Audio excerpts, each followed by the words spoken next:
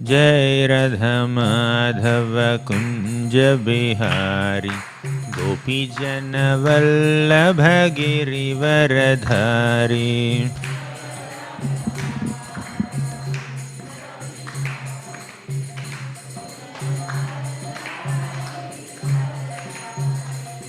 जय राधा माधव कुंज बिहारी गोपी जन वल्लभ गिरिवरधारी।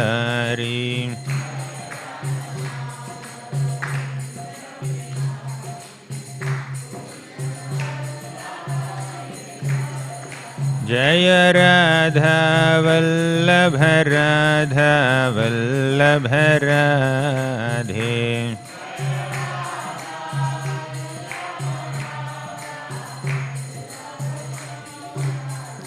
जय राधा वल्लभ राधा वल्लभ राधे।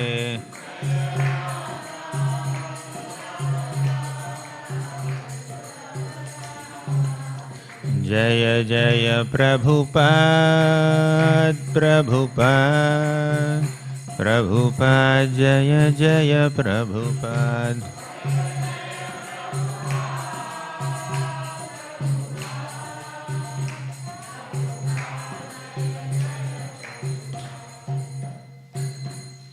जय ओम विष्णुपाद परमहंस परिव्राजकाचार्य अष्टोत्तर शत श्रीमद् हिज डिवाइन ग्रेस अभय चरणारविंद भक्तिवेदांत स्वामी प्रभुपाद की। जय ओम विष्णुपाद परमहंस परिव्राजकाचार्य अष्टोत्तर शत श्रीमद् हिज डिवाइन ग्रेस भक्ति सिद्धांत सरस्वती ठाकुर प्रभुपाद की। नामाचार्य श्रील हरिदास ठाकुर की। प्रेम से कहो श्री कृष्ण चैतन्य प्रभु नित्यानंद श्री अद्वैत गदाधर श्रीवासादि गौर भक्तवृंद की। श्री श्री राधा कृष्ण गोप गोपीनाथ श्याम कुंड राधा कुंड गिरि गोवर्धन की। ब्रजभूमि श्री वृंदावन धाम की।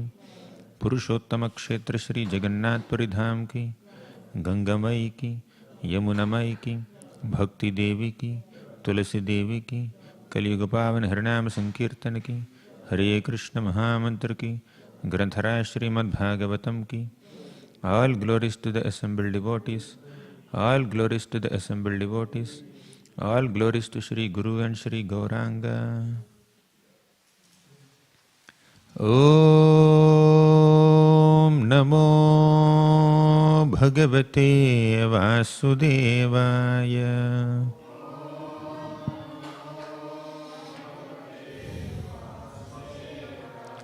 Om Namo Bhagavate Vasudevaya.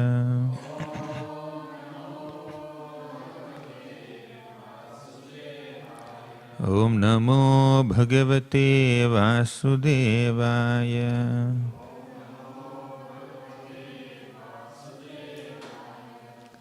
Hare Krishna. Reading from Śrīmad Bhāgavatam, Canto 8, Chapter 5, Text number 7. षष्टश्च चक्षुषः पुत्रः चाक्षुषो नाम वै मनुः पूरुष सुद्युम्न प्रमुखाश्चाक्षुषात्मजः। षष्टश्च चक्षुषोः पुत्रः चाक्षुषो नाम वै मनुः पूरुषसुद्युम्न प्रमुखाश्चाक्षुषात्मजः। षष्टश्च चक्षुषोः पुत्रः चाक्षुषो नाम वै मनुः पूरुषसुद्युम्न प्रमुखाश्चाक्षुषात्मजः।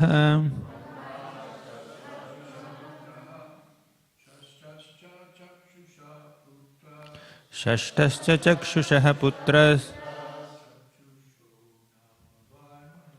चाक्षुषो नाम वै मनुः Puru Purusha Sudyumna Pramukhas Chakshushatmajaha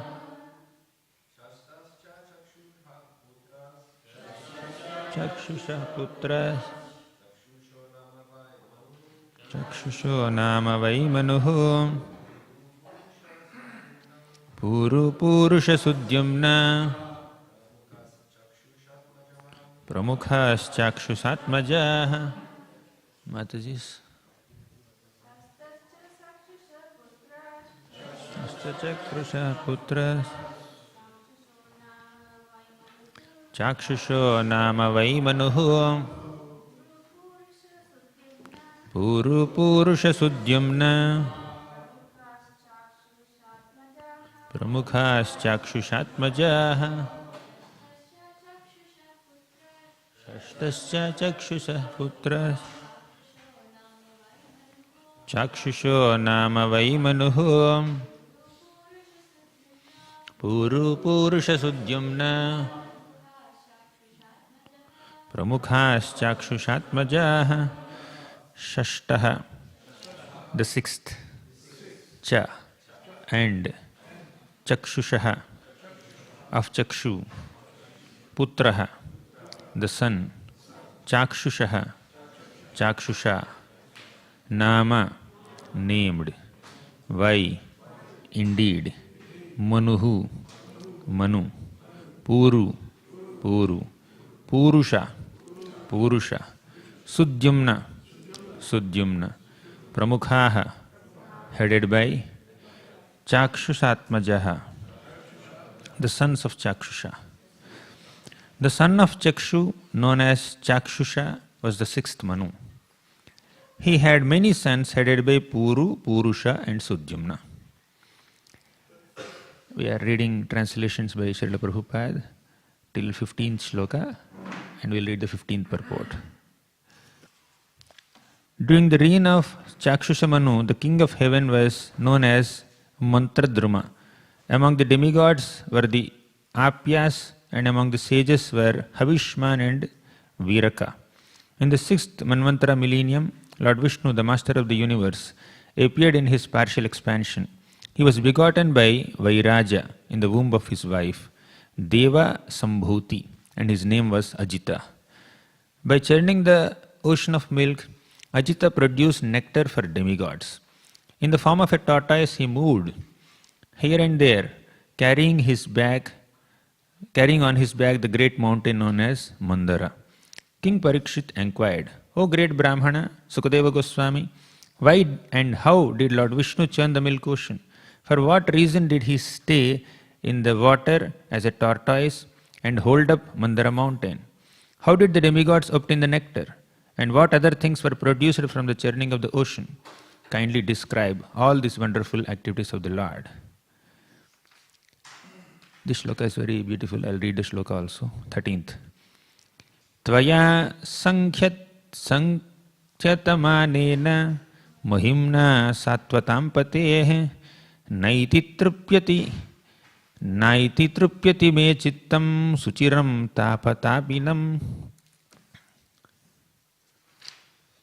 My heart, which is disturbed by the three miserable conditions of material life, is not yet sated with hearing you describe the glorious activities of the Lord, the Supreme Personality of Godhead, who is the master of the devotees.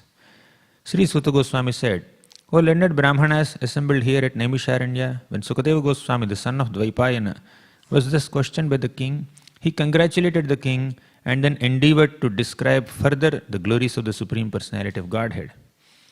Sukadeva Goswami said, "When the Asuras, with their serpent weapons, severely attacked the demigods in a fight, many of the demigods fell and lost their lives. Indeed, they could not be revived. At that time, O king, the demigods had been cursed by Durvasa Muni. The three worlds were poverty-stricken, and therefore ritualistic ceremonies could not be performed.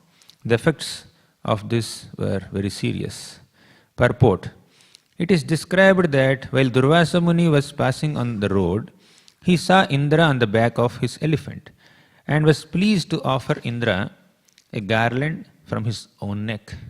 Indra, however, being too puffed up, took the garland and without respect for Durvasa Muni, he placed it on the trunk of his carrier elephant. The elephant, being an animal, could not understand the value of the garland, and thus the elephant threw the garland between its legs and smashed it. Seeing this insulting behavior, Durvasa Muni immediately cursed Indra to be poverty-stricken, bereft of all material opulence. Thus the demigods, afflicted on one side by the fighting demons and on the other side by the curse of Durvasa Muni, lost all material opulences in the three worlds. To be extremely opulent in materialistic advancement is sometimes very risky. The materially opulent person does not care about anyone, and thus he commits offenses to great personalities, such as devotees and great saints. This is the way of material opulence. As described by Sukadeva Goswami, Dhana Durmadanda, too much wealth makes one blind. This happens even to Indra in his heavenly kingdom. And what to speak of others in this material world? When one is materially opulent, he should learn to be sober and well behaved towards Vaishnavas and saintly persons. Otherwise, he will fall down.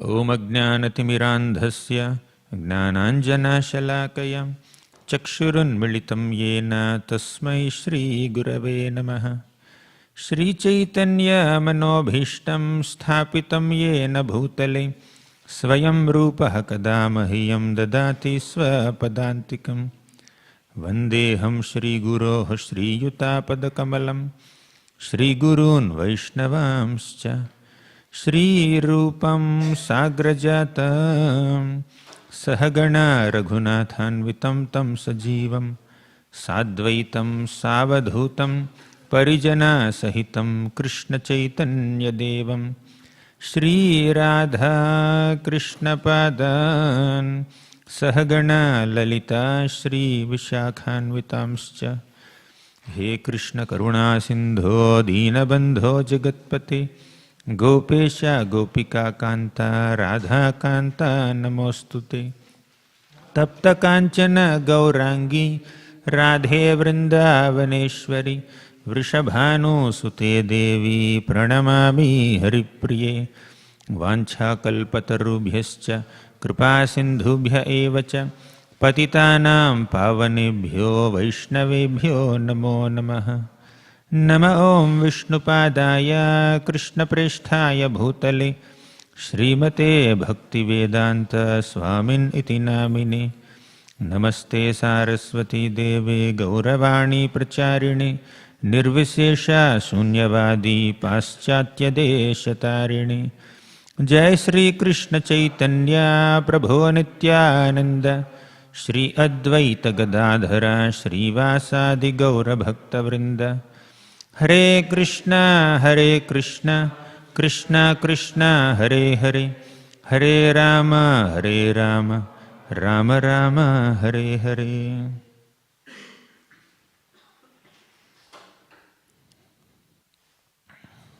Hare Krishna. I offer my humble obeisances to all the devotees who assembled for today morning's Bhagavatam class. I seek blessings from His Grace Aniruddha Prabhu so that I'll be able to speak a few words on these few shlokas of Śrīmad Bhāgavatam. Today we read about 10 shlokas from this chapter, 5th chapter of the 8th canto. In these few shlokas, Sukadeva Goswami is describing the names of various personalities who are the office bearers of the Chakshusha Manvantara.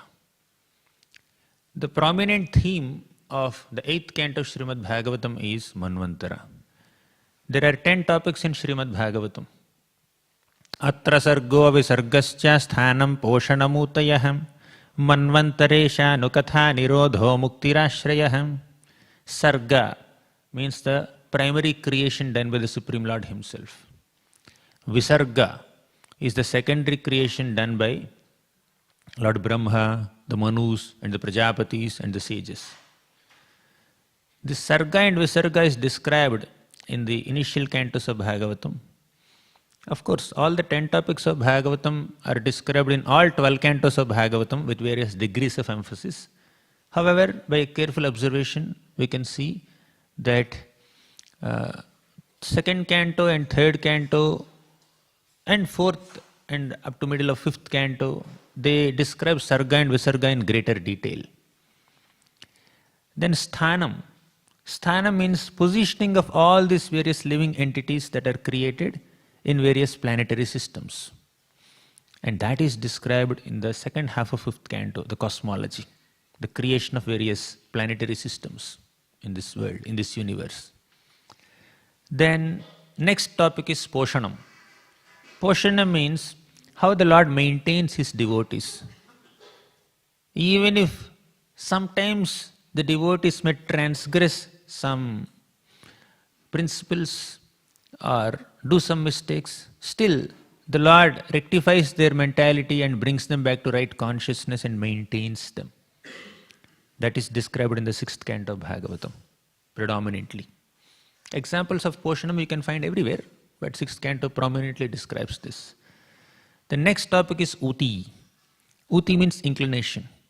Inclination is of two types, auspicious and inauspicious. The auspicious inclinations of devotees like Prahlad Maharaj and the inauspicious inclinations of demons like Hiranyakashipu, they are very elaborately described in the seventh canto of Bhagavatam. Seventh canto also describes the mixed inclinations of certain mixed people in the form of Varnashram at the end. The next topic is Manvantara. Manvantara means the reign of Manus. Within one day of Brahma, there are 1000 Divya Yugas. One Divya Yuga is a combination of the 4 Yugas, Satya Yuga, Treta Yuga, Dwapar Yuga and Kali Yuga. So these 4 Yugas put together is called Divya Yuga, also called Chatur Yuga. In one day of Brahma, there are 100 Chatur Yugas, 1000 Chatur Yugas. And this period is divided into 14 parts. Just like in our one day, there are 24 hours. Similarly, in one day of Brahma, there are 14 Manvantaras. Each Manvantara is ruled by some office bearers. Who are they? The 12th canto of Bhagavatam says, Manvantaro manurdeva manuputraha sureshwaraha rushayo amshyavatarascha harer shadvidhamuchyate. The 6 categories of expansions of the Lord or representatives of the Lord who carry out various affairs within a Manvantara are Manu himself, Manuputra, the sons of Manu, then Sureshwaraha, Indra, the king of all the Devatas, then the Devatas themselves, 4th category, 5th, the Saptarishis, and 6th, a Manvantara avatar. Manvantaro Manur Deva Manuputra Sureshwaraha Rishayo Amshyavatarascha Harer Shadvidhamuchyati. These are the 6 kinds of office bearers who carry out the affairs of a universe within that one Manvantara period of 71 Divya Yugas. And when the next Manvantara comes, the government changes. New Indra will come, new Saptarshis will come, new set of Devatas will come, new Manu will come, definitely new Manuputras will come, and new Amshavatara, the Lord's expansion, Manvantara Avatara. So, the 8th canto of Śrīmad Bhāgavatam describes these 6 kinds of office bearers of the 14 Manvantaras within the current day of Brahma. We are currently in the 7th Manvantara called Vaivasvata Manvantara. Already 6 Manvantaras have passed and later there are 7 more Manvantaras. Now we are in the 7th Manvantara. From the first chapter of 8th canto till now, till this 5th chapter, Sukadeva Goswami has been describing the 6 personalities who were taking care of the first 4 Manvantaras. He already mentioned the names in the first chapter. Who was the Manu in the first Manvantara? Swayambhu Manu. Who were the Manuputras? Uttanapada and Priyavrat Maharaj. Who was the Amshavatara? Lord Yajna and Kapila. So like that, who were the Devatas? Who were the Saptarshis? So he just described all of them for the first Manvantara. Then he came to second Manvantara. He mentioned the names. Most of the times he only mentions names and moves ahead. But when he was describing the 6 categories of the 4th Manvantara, he mentioned that the Manvantara avatar of the 4th Manvantara was Lord Hare. And the prominent activity done by Lord Hare is to protect an elephant named Gajendra from a crocodile. Then Pariksit became curious. I would like to know that story. Can you please elaborate on that story? You have mentioned the names and the activities of the Manvantara avatars up till now in brief. But 4th Manvantara don't just summarize things. I want to know in detail how did Lord Hare protect Gajendra. Then Sukadeva Goswami elaborated on the story of Gajendra. That's what we discussed till the last chapter. 8th canto, 2nd, 3rd, 4th chapters. 3 chapters are dedicated to Gajendra episode. Now we began the 5th chapter. In the 5th chapter, Sukadeva Goswami is continuing to describe who were the office bearers in the 5th Manvantara, who were the office bearers in the 6th Manvantara. Then he began the description of 6th Manvantara. That's what we are discussing now. Shashtascha chakshushaha putraha chakshusho nama vai manuhu. In the Shashta Manvantara, in the 6th Manvantara, who is the Manu? Chakshusho chakshushaha putraha. Chakshusha. There is a personality named Chakshu. His son is Chakshusha. And he is the Manu of the 6th Manvantara. Shashtascha chakshushaha putraha chakshusho nama vai manuhu. Right? So, Manu of the 6th Manvantara is Chakshusha. And the Manvantara is also named after this Manu, Chakshusha Manvantara. And further he says, Puru Purusha Sudyumna Pramukhas Chakshushatmajaha. So, Puru, Purusha and Pradyumna are the 3 prominent Manuputras, three prominent sons of Manu. And further he described who are the Devatas, who are the others and all. Then he came to the point where he described who is the Manvantara avatar of the Chakshusha Manu, Chakshusha Manvantara. That is Lord Ajita. And what were the pastimes performed by Lord Ajita? Lord Vishnu.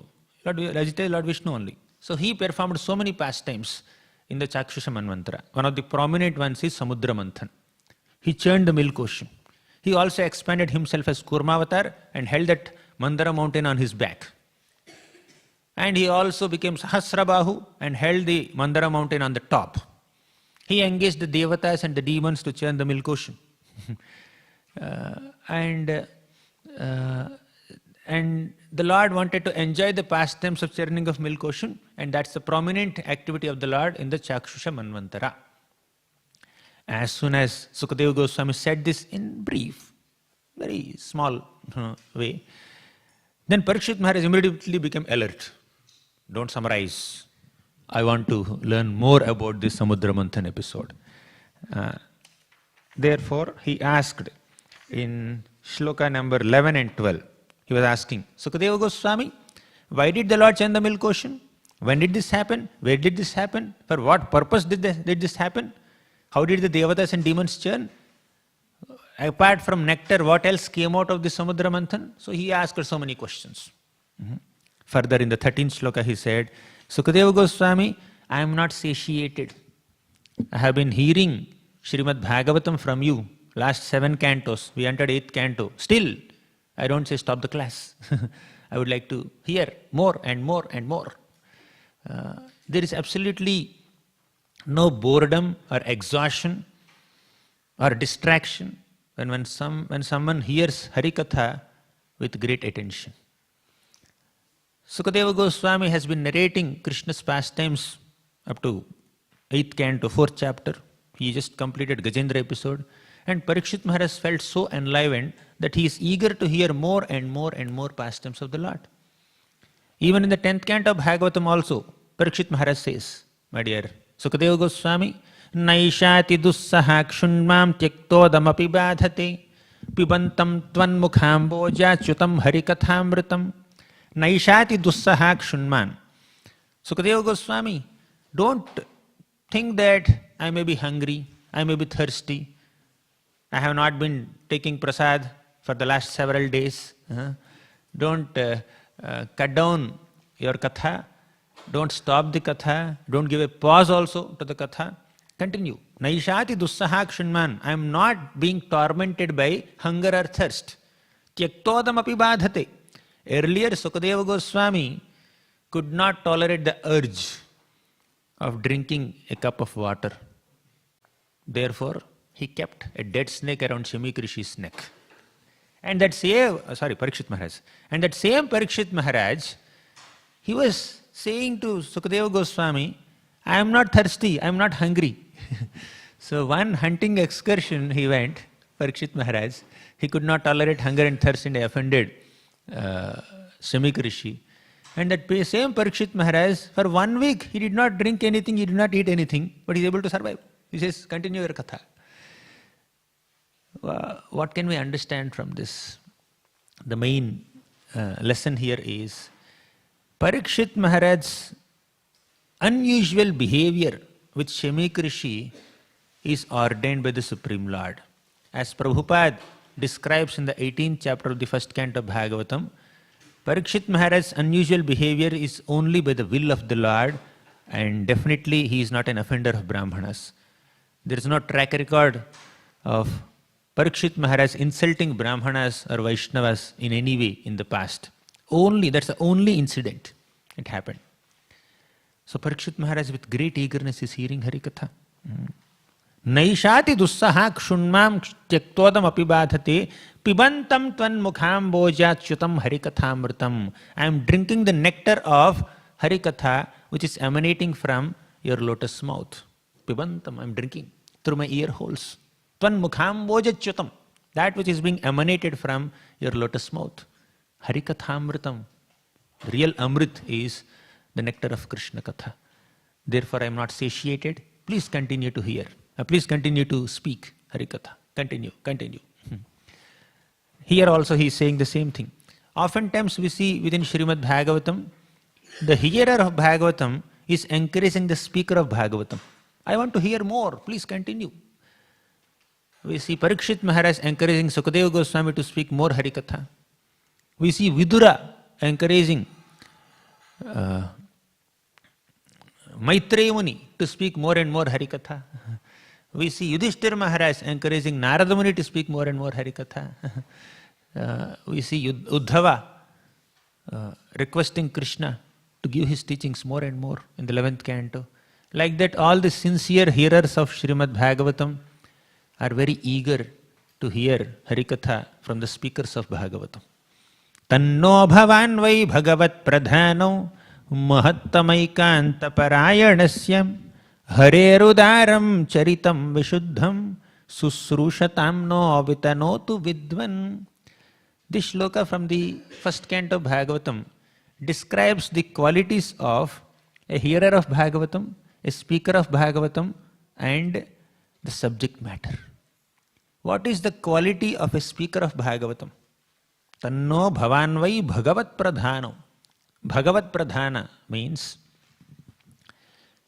a speaker of Bhagavatam is supposed to keep Bhagavan, Krishna is the prime objective of one's life. Basically, devotion towards Krishna is the primary qualification of a speaker of Bhagavatam. When somebody is speaking Śrīmad Bhāgavatam, it's just an expression of one's appreciation, love and affection and devotion towards Krishna. It's not a demonstration of one's scholarship. Speaking Harikatha is not supposed to be an exercise done to show how scholarly one is and how many oratory skills people may have. That's not the main thing.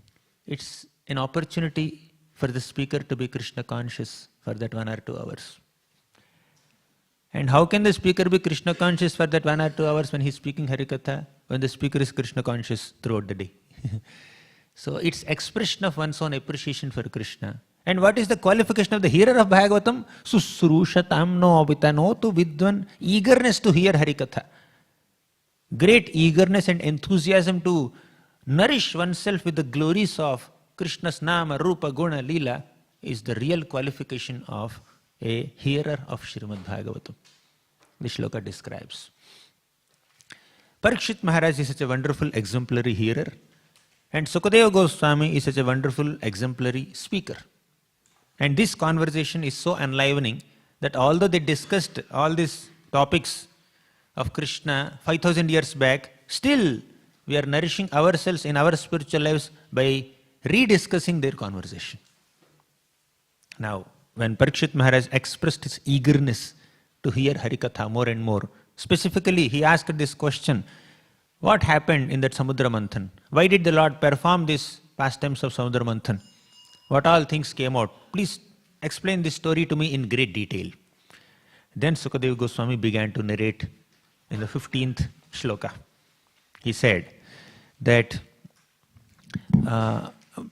he gave a quick summary, but Prabhupada gave more details of this episode in the purport.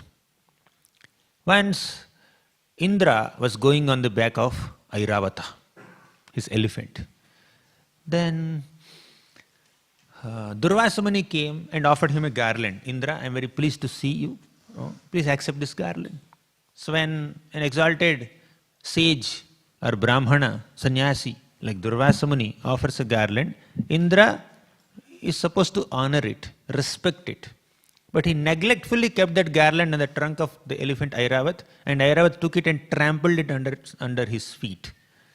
That's a great insult. All this happened right in front of the eyes of Durvasa Muni, and Durvasa Muni became extremely angry, upset with the disrespectful behavior of Indra. And Durvasa Muni cursed Indra. Indra, you are so puffed up, you are so proud of your material opulence. May you lose all your opulence. May you be poverty-stricken. When somebody is proud of one's opulence or material wealth or position, the right way to humble that person is to take away that opulence, to take away that position, to deprive that person of that thing because of which he is proud of. So he is proud of his opulence as the heavenly king. He is proud of his position as the king of all the devatas. He is proud of his material wealth. And Durvasa Muni said, may you be poverty stricken. May you lose all your wealth. May you lose your power and position. In the 10th canto of Śrīmad Bhāgavatam, there is a beautiful shloka.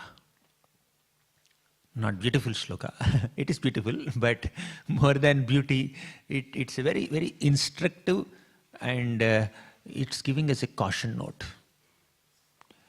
The shloka says that when somebody offends a great personality, one loses everything. Ayuhu shriyam yasho dharmam lokan asisha evacha hanti shreyamsi sarvani pumso mahadatikramaham. Ayu, one's lifespan will be reduced by offending great personalities. Shriya, one's beauty will be lost. Yasha, one's fame will be lost. Dharmam, all the virtues that one is upholding so far, they will lose all those virtues also. Ayuh shriyam yasho dharmam, ayuh shriyo yasho dharmam, lokan asisha evacha. Loka means the higher planets that one is destined to attain because of one's pious activities. For example, somebody did so many pious activities, glorious activities, and is meant to attain a great destination, higher destination. But by offending a great personality, one will not attain it anymore. Lokan. Asisha evacha. One may be blessed in so many ways by great personalities. All the blessings are also lost when one offends great personalities. Ayuhu shriyam yasho dharmam lokan asisha evacha hanti shreyamsi sarvani pumso mahadatikramaha. Mahad atikramaha. Mahat means great devotees. Atikrama means when you offend great personalities, when you disrespect great personalities, everything is lost. People will lose their positions, power, opulence, material wealth. And even the boons or the benedictions or the fortune one has received. And the best example in this canto is Indra. Indra lost opulence because Indra is so proud and puffed up. In the 6th canto of Bhagavatam, we have seen Indra was sitting in this royal assembly, heavenly assembly, and he disrespected his own guru. His guru, Brihaspati, came into the heavenly assembly. And when guru comes, and not just guru, when any guest comes, a Brahmana comes, you're supposed to get up and receive that Brahmana, guest, sage with great respect. And it's not that Indra did not notice Brihaspati. For example, you are busy with something and you did not notice a guest, maybe you may not welcome him. Just like Shimi Rishi was absorbed in his meditation and he did not notice Pariksit Maharaj's arrival. Because he is in trance, he could not even hear his request. So he gave a cold reception, But Shimi Rishi was not at fault because he was absorbed in meditation. It was not a deliberate disrespect. It's not a purposely given cold welcome, cold reception. He was absorbed. But Indra was not like that. Indra was sitting in the heavenly assembly. He noticed the arrival of Brihaspati. Still, he did not welcome him. He took him for granted because of his too much of familiarity. And Brihaspati did not curse Indra. Brihaspati silently left that place. But Durvasa Muni is not like that. He did not silently leave that place. He cursed him and then left that place. But whether somebody curses, whether a great sage or an exalted personality curses an offender or doesn't curse an offender, the very fact that he has committed an offense is a curse already. When Indra disrespected Brihaspati, Brihaspati did not curse Indra. He just silently left. But Indra lost his opulence. When Indra disrespected Durvasa Muni cursed Indra and Indra lost his opulence. The result is same. Sometimes saintly people may choose to punish us, choose to teach us good behavior by chastising us, scolding us or cursing us, giving a feedback or suggestion, and sometimes they may not do it also. They may just keep quiet and then go. But the very fact that we have offended a great personality will ruin our own spiritual life, spiritual advancement also. So Indra was cursed by Durvasa Muni, Indra was not cursed by Brihaspati. But because he disrespected both the personalities, he lost his opulence. And when somebody has great qualifications, qualities, whether it is power or position or privileges or beauty or education, scholarship or position, if one becomes proud of all these things, then one will have to lose all the things for which he is proud of. Prabhupada writes in the last paragraph of this purport. Only 2 paragraphs are there. In the second paragraph, Prabhupada writes brilliant points. To be extremely opulent in material advancement is sometimes very risky. It's very risky. That does not mean that one has to be poverty-stricken always, but one has to be very careful. We see in the prayers of Queen Kunti, Janmaishvarya Shrita Shribhir Edha Manamadah Puman Naivarhatya Bhidhatum Vai Tvama Kinchana Gocharam. Janma, high birth. Aishwarya means so much of opulence. Shruta, education, scholarship. Shri means beauty. So these are the 4 great material qualifications. People aspire to get this. I want to be very wealthy, I want to be very educated, I want to be very scholarly, I want to be having some nice beauty, material beauty. So people may have so many desires to acquire these 4 material qualifications. Janmaishwarya Shruta Shribhir. But Edamana Madah Puman.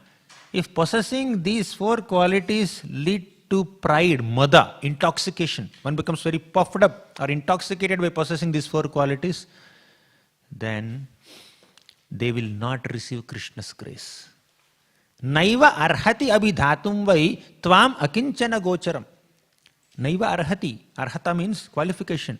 Such people who are puffed up of their material qualities are not qualified to attain Krishna's grace.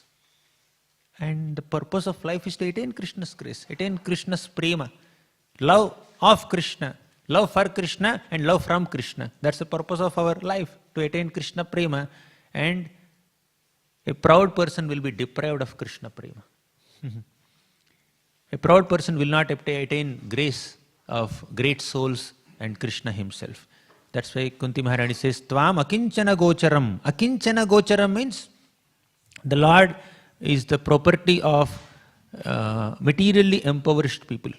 Namo akinchana vittaya nivritta gunavrittaye atma ramaya shantaya kaivalyapataye namaha. So, akinchana means one who is poverty-stricken.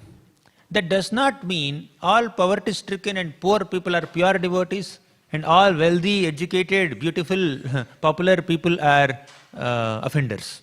That's not like that. Pariksit Maharaj is extremely opulent.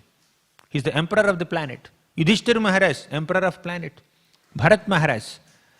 We have Ambarish Maharaj, such a humble personality. We have Prithu Maharaj, Dhruva Maharaj. So many great Rajarshis, they had Janma, high birth, Aishwarya, so much opulence, Shruta, great education, Shri, lot of beauty. Although they had all these 4 qualifications, but they were not intoxicated, they were not proud. Having possessions is not wrong. Being possessive about one's possessions, being proud of one's possessions or positions is wrong. Possessions is not wrong.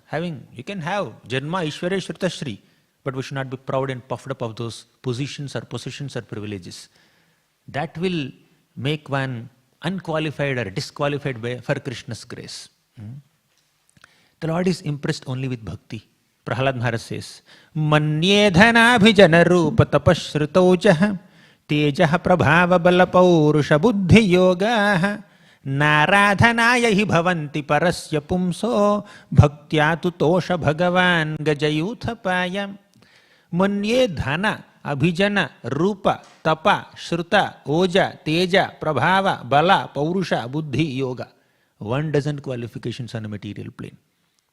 Qualifications like mystic powers, beauty, opulence, fame, prestige, position, physical strength, mental strength, intellectual strength. All these are not qualifications to please the Lord. Are they disqualifications? They are not disqualifications also. All these great material qualities are neither qualifications nor disqualifications for us to do bhakti. When somebody is very wealthy, he is not disqualified from bhakti. When somebody is poverty-stricken, he is also not disqualified in bhakti. Okay, poverty is a qualification? No.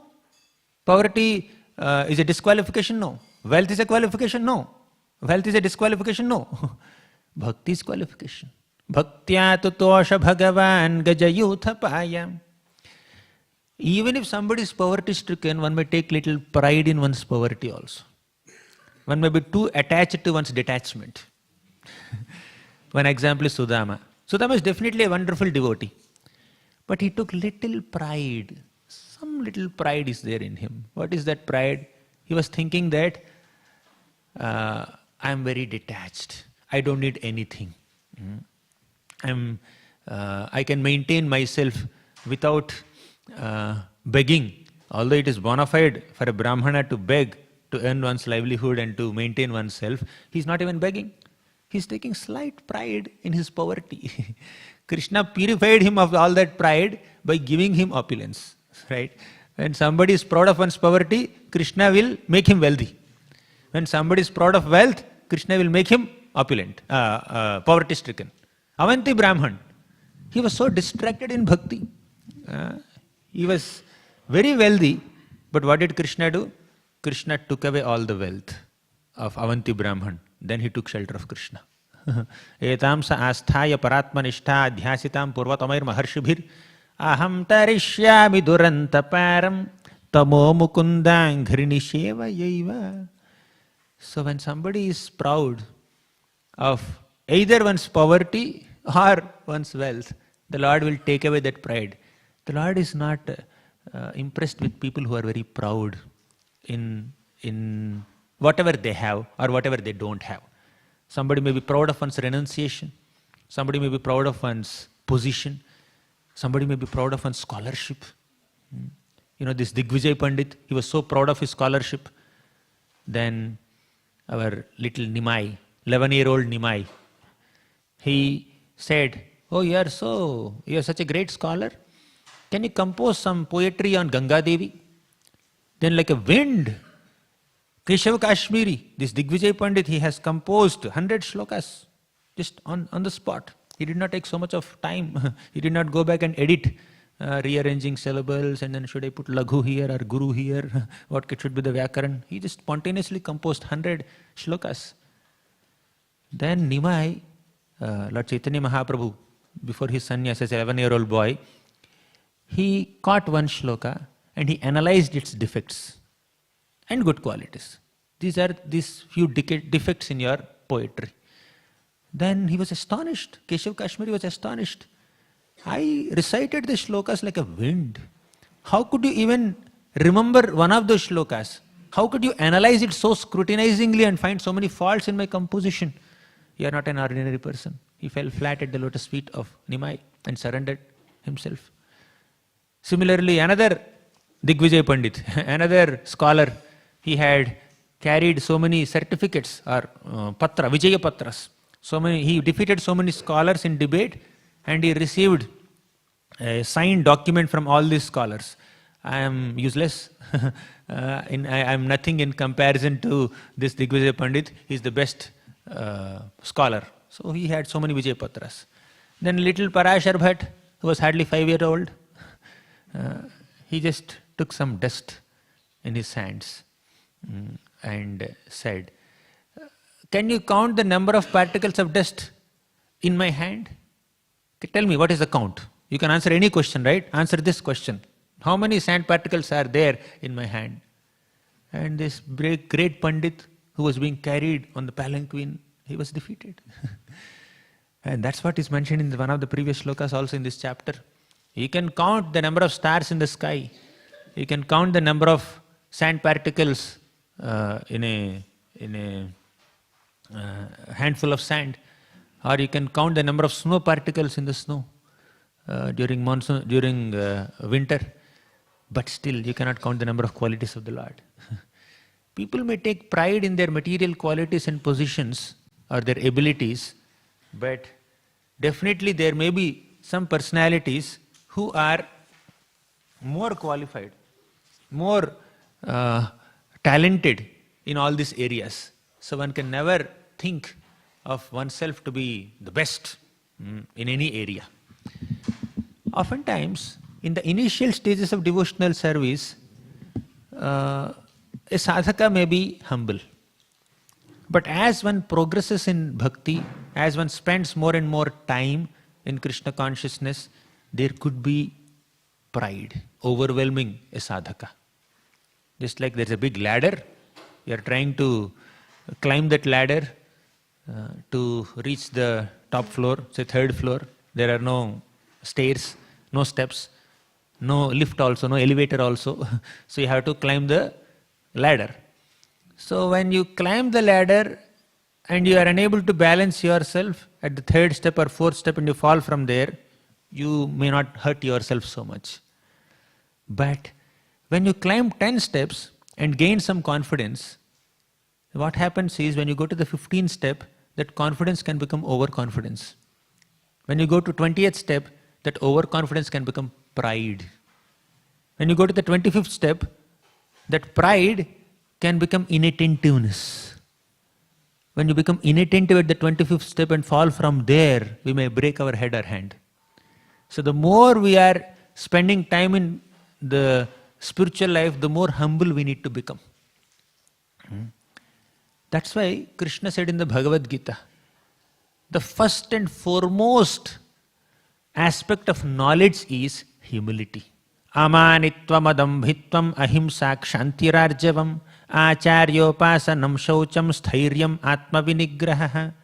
Krishna describes the qualities of knowledge, different aspects of knowledge in the 13th chapter of Bhagavad-gita. In that list he says first, amanitvam adambhitvam, pridelessness, humility. If one is knowledgeable, definitely one has to be humble. If he is not humble, if he is proud, he has no knowledge. Pride is a symptom of ignorance and ego. Humility is a symptom of real knowledge. When somebody is really knowledgeable, he is humble. Once you know something, either from scriptures or learning from teachers, when you know something, you also know that you need to know a lot. I know this much only. There is much more that I need to know. People of small knowledge think that they are great. People of great knowledge understand that they are small. Right? When the knowledge is vast, we understand our insignificance. We realize our humble position in front of the Lord and His exalted devotees. But when we are puffed up of our knowledge, we cannot recognize the glory of other devotees. Therefore, pride, especially pride in material wealth, is very risky, Prabhupada says. When Nalakuvara and Manigriva, who were the sons of Kuvera, the wealthiest person amongst the Devatas, they were entering Mandakini Ganga, a sacred river. They were naked.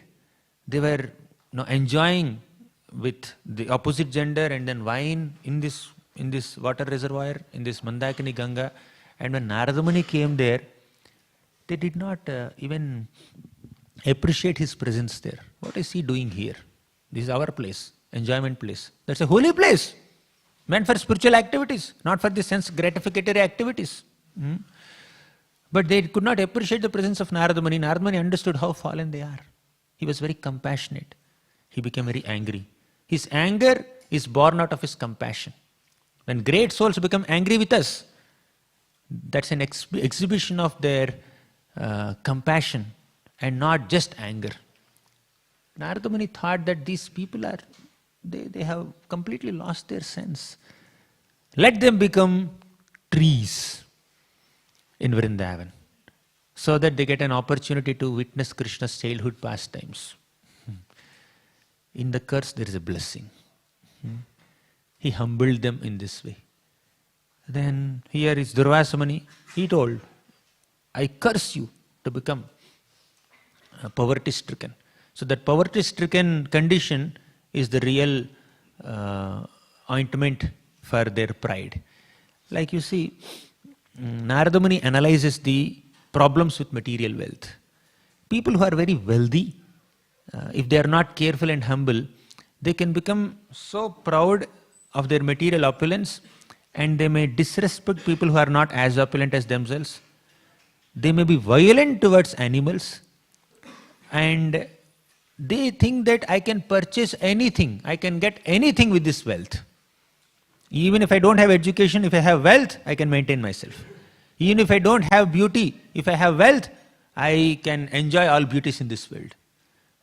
So of all these four things, Janma, Aishwarya, Shruta, Shri, material opulence is more intoxicating than the other things. A scholar may be proud, but a wealthy person can be more proud than a scholar also.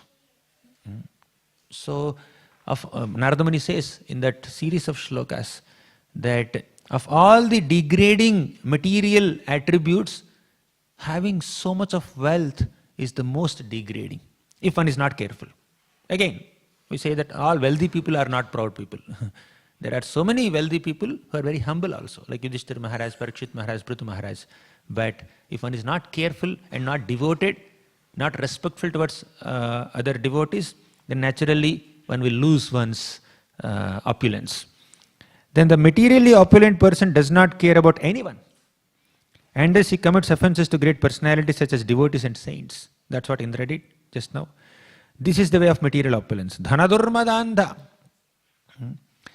And he becomes blind. This happens even to Indra, what to speak of ordinary people. When one is materially opulent, he should learn to be sober and well behaved towards Vaishnavas and saintly persons. Otherwise he will fall down. The right utility of wealth is to use it in Krishna's service. When somebody is wealthy, all that wealth, apart from using it for one's own self-preservation and personal maintenance, one can use that wealth in Krishna's seva. We have examples of so many great personalities who are very wealthy, who contributed for the worship of the Supreme Lord and the maintenance of saintly people and perfected their opulences. When somebody wants only Lakshmi, wealth, but doesn't have the mentality or inclination to engage that Lakshmi wealth in Narayana's worship, Lakshmi doesn't bless that person. Lakshmi herself says, Lakshmi Devi in the 5th canto of Bhagavatam, she says that many people want me, they're running behind me for my wealth, for my blessings, but I will not bless them if they are averse to a sense of subordination to the Supreme Lord Krishna. Right?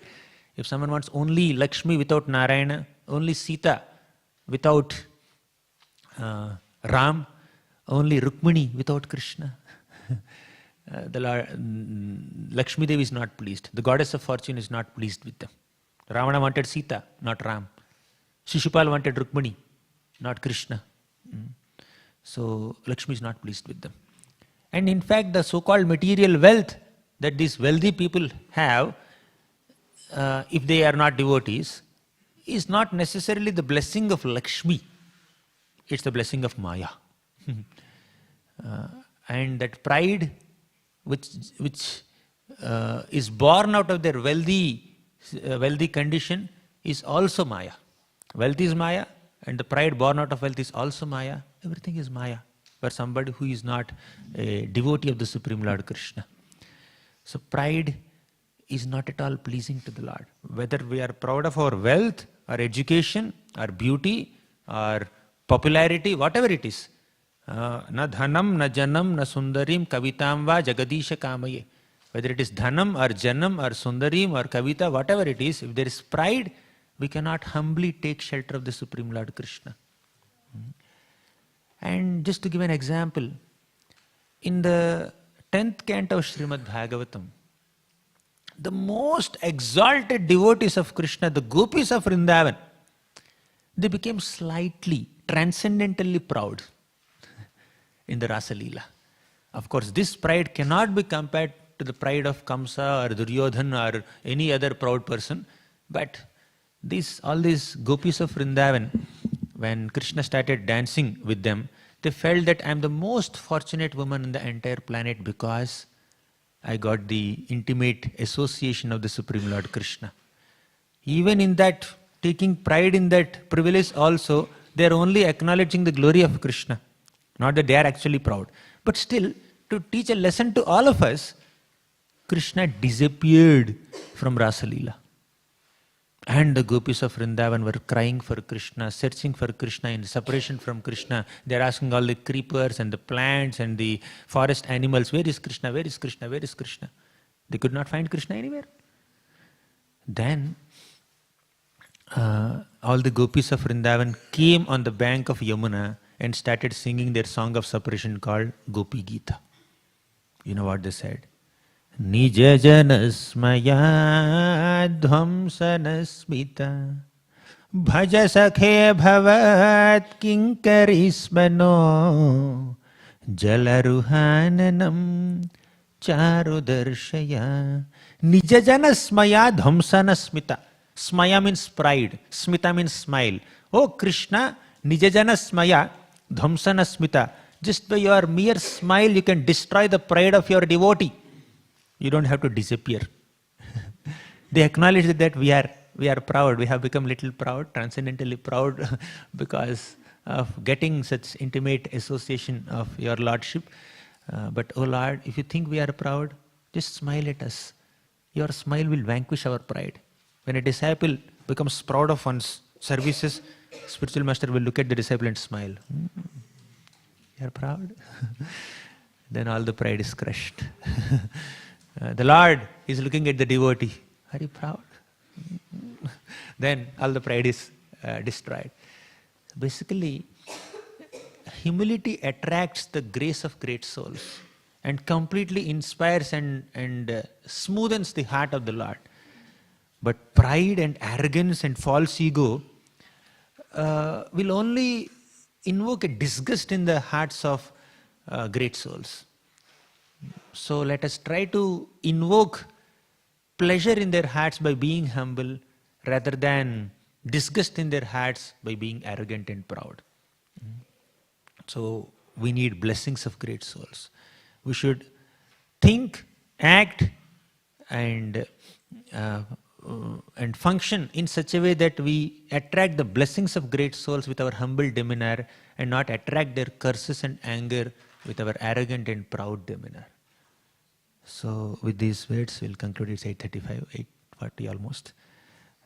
These are a few thoughts based on this purport and this series of shlokas that we read today. Thank you very much. Granthara Śrīmad Bhāgavatam ki jai, Srila Prabhupada ki jai. Prabhu, any comments or you want to add anything, any corrections? You can give mic.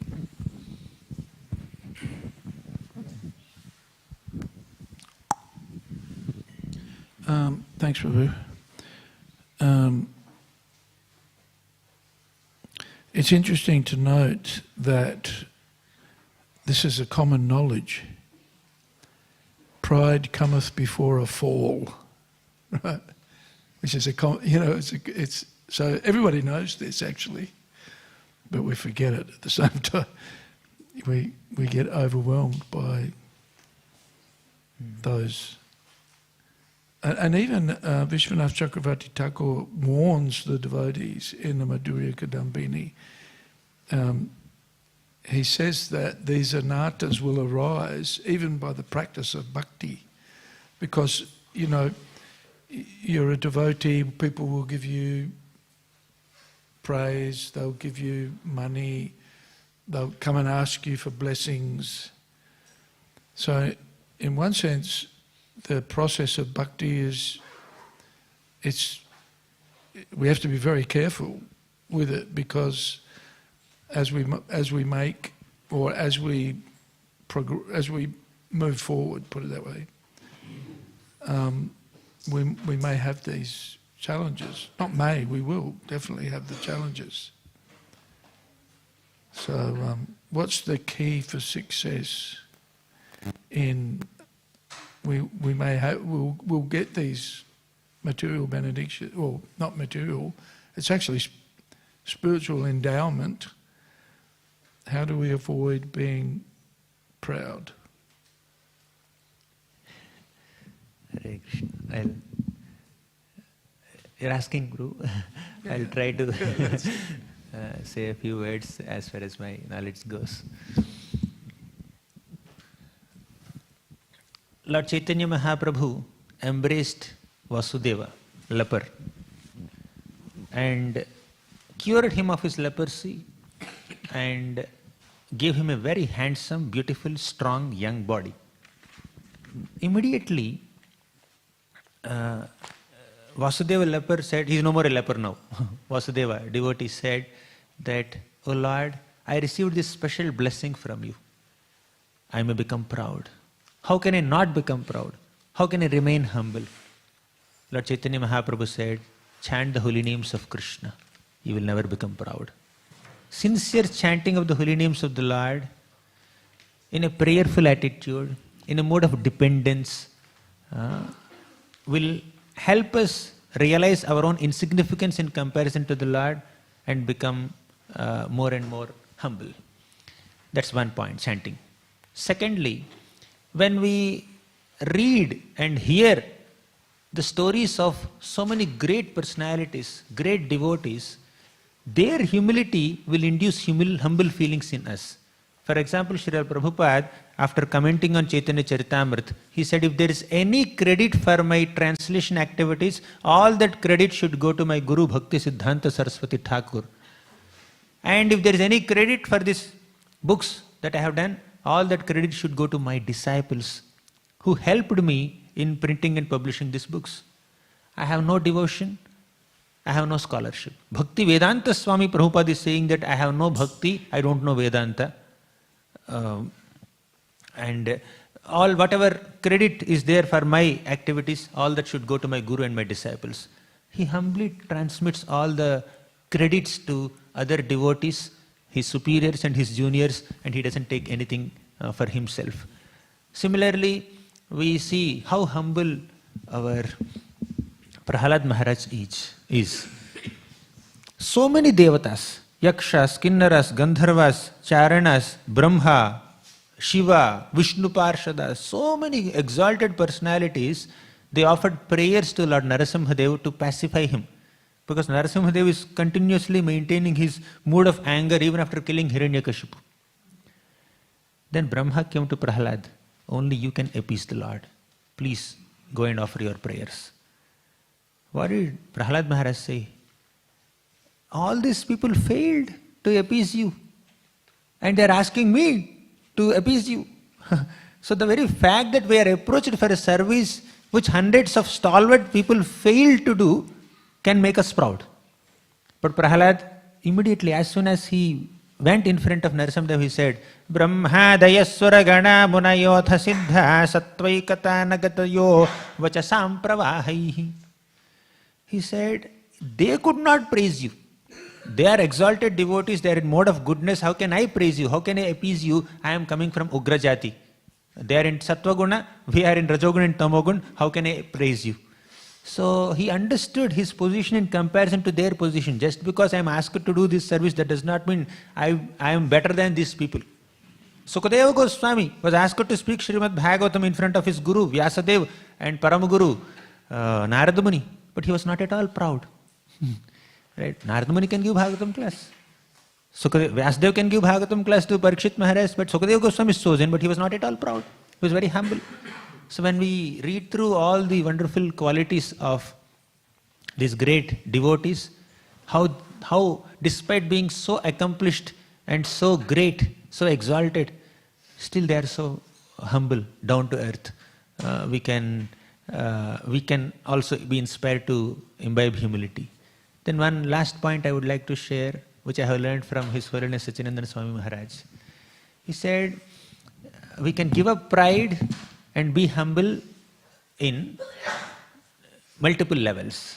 Physically, when we offer obeisances to the Lord, and when we do some menial services, we can become physically humble. Verbally, if we don't brag so much about our own glories or don't boast about our accomplishments, but speak more about our shortcomings and defects and faults, that can make us verbally humble. But this verbal expression of humility is valid only when there is internal humility. Internally we can be humble in two ways. By repenting for all the mistakes and offenses we have committed, and also by repenting for lack of taste in bhakti. Durdaivam idrishamiha jani na anuragaha. Oh Lord, you have invested so much of your power in all the holy names, but my durdaivam, my misfortune is I am unable to take shelter of these holy names. So that inability to follow the principles of bhakti, despite being given access to the principles of bhakti, should make us humble. And the more we read Shastra, the more we understand how fallen we are compared to where we are supposed to be serving as servants of Krishna, that knowledge will make us humble. So by hearing about great souls, hearing from great souls, by doing menial services, by offering obeisances, by chanting the holy names of Krishna, we can avoid pride, we can become humble. These are a few thoughts, Prabhu. Maybe you can correct, you can add more things. Sometimes we can be denigrating ourselves, but actually, self-absorbed. So, not too much humility. But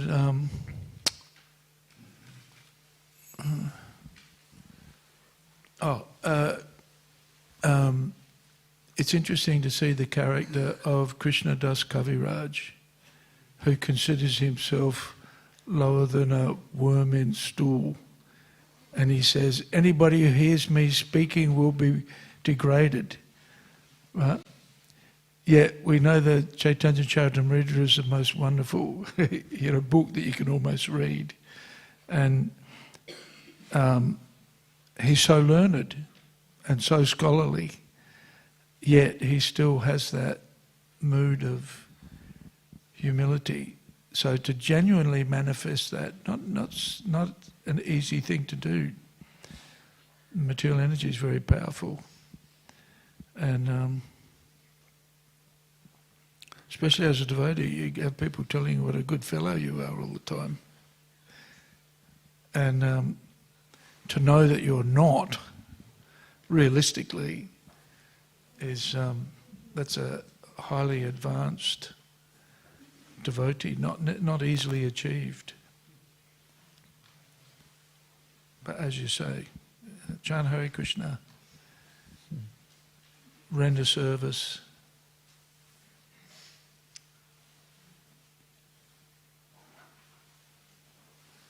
give 50% of your income to Krishna. That'll guarantee to make you very humble. There's, for householders anyway, Yeah.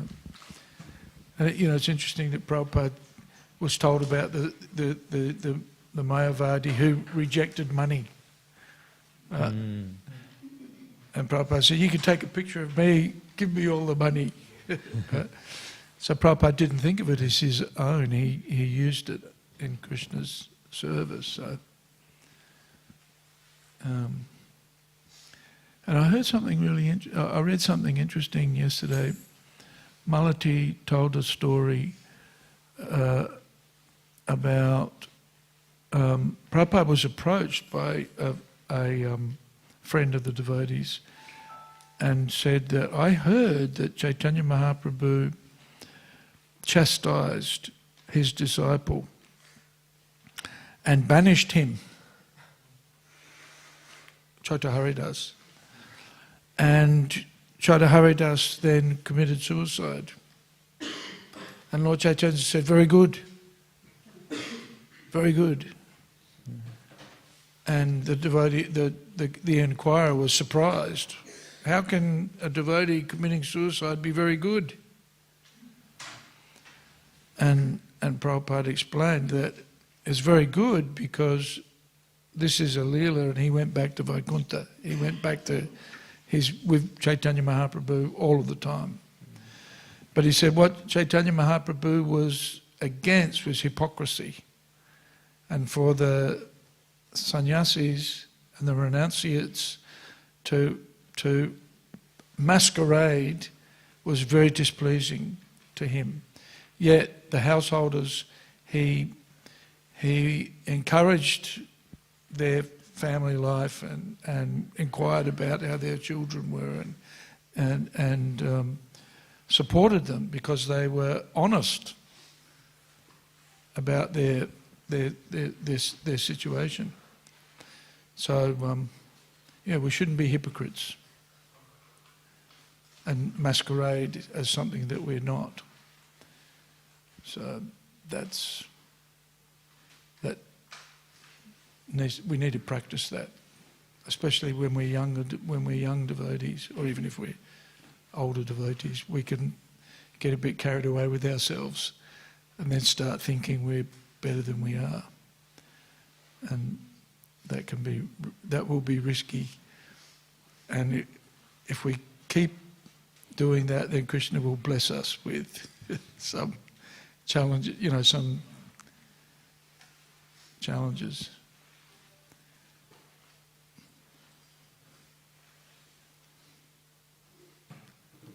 We may lose our money. So instead of having your money taken away, give it to Krishna.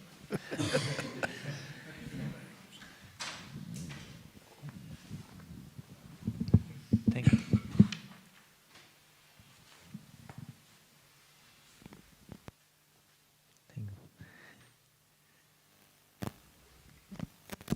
But it's interesting, even amongst the householders, there's occasionally competition to see who's got the most investment properties.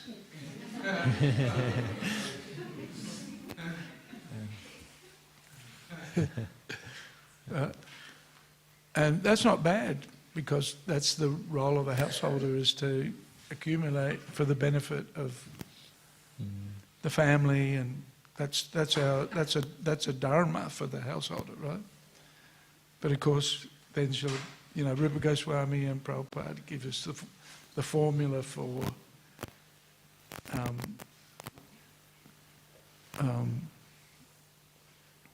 avoiding the pitfalls that come from being financially or materially successful.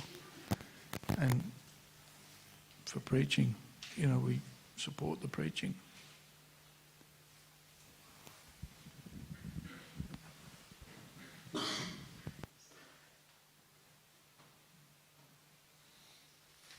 Hare. Thank you, Prabhu. Thank you so much for your insights. Any other questions? Yeah. Hare Krishna, Prabhu. Thank you for the wonderful class. Prabhu, you mentioned how Pariksit Maharaj, when he was listening to Śrīmad Bhāgavatam from Shtukadev Goswami, he wasn't feeling tired. He was eager to listen more and more. So I was wondering, the sages at Naimisharanya who were listening with Pariksit Maharaj, were they also like Pariksit Maharaj, not tired, more eager to listen, or were they also like taking breaks to take prasadam or like... Question is, the sages of Naimisharanya, they were hearing Bhagavatam from Sutta Goswami. Were they taking some breaks for prasadam in between, or were they also hearing Bhagavatam continuously without getting tired or exhausted? I never read that they were taking breaks in between. They also said, Swadu Swadu Pade Pade. They were also encouraging Sutta Goswami. We are not exhausted, we are not bored, please continue speaking Harikatha. They are also equally enthusiastic. Hari Hari. Any other question? Yes, Prabhu.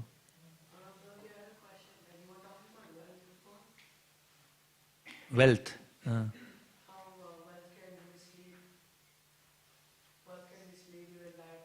And destroy your bhakti. So, and you also said that Maya, sometimes wealth comes in the form of Maya or in the form of Saraswati if you also attaining bhakti and using Saraswati for Krishna. So how do you understand whether your wealth is Maya or Saraswati when you attain wealth in the future? If the Saraswati means knowledge, that's what you meant, right? Lakshmi. Learning. My bad, Lakshmi. Okay. Lakshmi. If our wealth, richness is inducing pride in us, and if our knowledge, learning is inducing pride in us, then we are under the influence of Maya. If our wealth is making us feel that, oh, now I have an opportunity to offer this service to Krishna, that service to Krishna. I am not constrained financially, but I have this wealth, I can happily offer things to Krishna and serve Krishna's devotees, then that is not Maya. That is Daivim Prakritim Ashritaha. We are under the shelter of Krishna's divine energy. Similarly, our learning, if our learning, our knowledge is inducing humility in us and bringing us closer to Krishna, then that is not Maya. Sometimes even while reading scriptures, even while reading Vaishnava literature, we may become too analytical and we may go away from the essence of bhakti. The essence of all scriptures is Smartavya satatam Vishnu vismartavyo na jatuchit. Always remember Krishna, never forget Krishna. So this is the essence. To love Krishna, samsiddhir haritoshanam, to please Krishna with all our endeavors is the essence of scriptures. But sometimes we analyze scriptures so much, we become overly scholarly and analytical and too much caught up in grammar, etc., that we may get deviated from this essence of bhakti, which is to please devotees and please Krishna. So whatever is taking us away from Krishna is Maya. Whatever is bringing us closer to Krishna is not Maya, it's blessing of Daivi Prakriti. Does it make sense? Yes, I understand. One last question.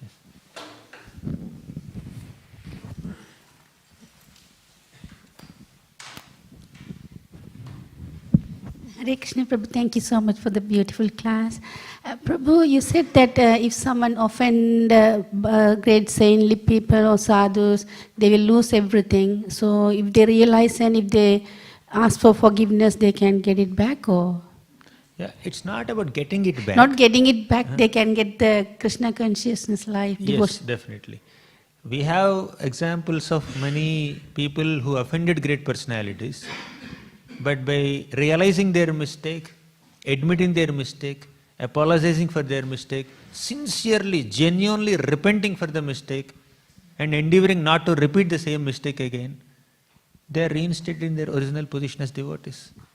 For example, Rahugana, he offended Jadabharat. He immediately fell at the lotus feet of Jadabharat and said, I am sorry, I didn't realize who you are. Please forgive my arrogant behavior. Please enlighten me. Please teach me. So the offense committed to a Vaishnava is nullified there. Similarly, Durvasa Muni offended Ambarish Maharaj. For 1 year he suffered, he struggled. Even when he went to Vaikuntha, he did not have any peace. The Lord said, you will be relieved from this offensive attitude, you will be relieved from my Sudarshan Chakra only when you fall at the lotus feet of my devotee. Go and fall at his feet. Then Ambarish Maharaj prayed for Durvasa Muni's deliverance, and Durvasa Muni is relieved from that effect of offense. So when we offend another great devotee, we need to beg forgiveness humbly, keep aside our false ego and preconceived notions and everything else, and humbly beg forgiveness from the devotee. Then only we will be relieved from offense. Even Krishna also would not forgive an offender.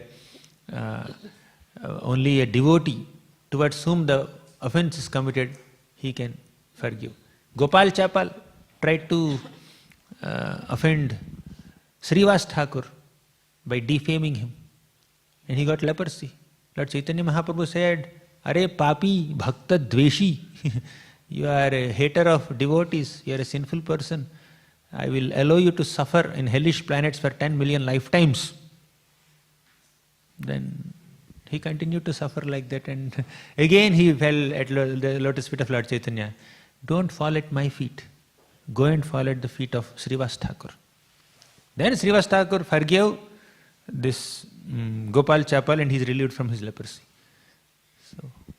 And not only offending the great devotees or saintly persons, we shouldn't offend anyone, is it? Because we don't know who they are. Yes, yes. Even if you know who they are, whatever it is, never disrespect anybody. When Suriji offended Dhruva, Dhruva was not yet a pure devotee who had the darshan of the Lord at that time, but her offense affected her in future. So we should not disrespect anybody for that matter. Prabhupada writes in this purport, in the 4th canto of Bhagavatam, there is a beautiful shloka.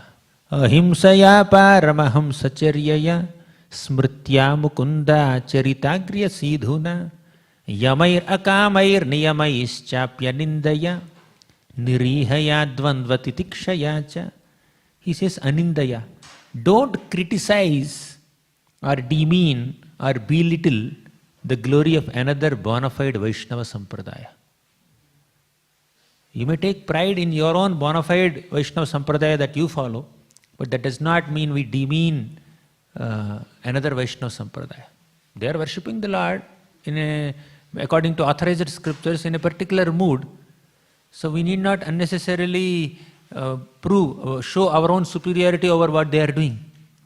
So that kind of demeaning another Vaishnava is not proper. Where is it mentioned that someone who is in Madhurya Rasa was disrespecting someone who is in Vatsalya Rasa? Although Madhurya Rasa is higher than Vatsalya. Where is it mentioned that someone who is in Vatsalya Rasa is disrespecting someone who is in Dasya Rasa? So everybody has their own rasa. Vaikuntha Rasa is there, Golaka Rasa is there. So we must stick to one bona fide Vaishnava Sampradaya, but we should not disrespect other Vaishnava Sampradayas. And any living entity for that matter. Thank you so much. Hare Krishna. Hare Krishna. Granthara Śrīmad Bhāgavatam ki jai, Srila Prabhupada ki jai.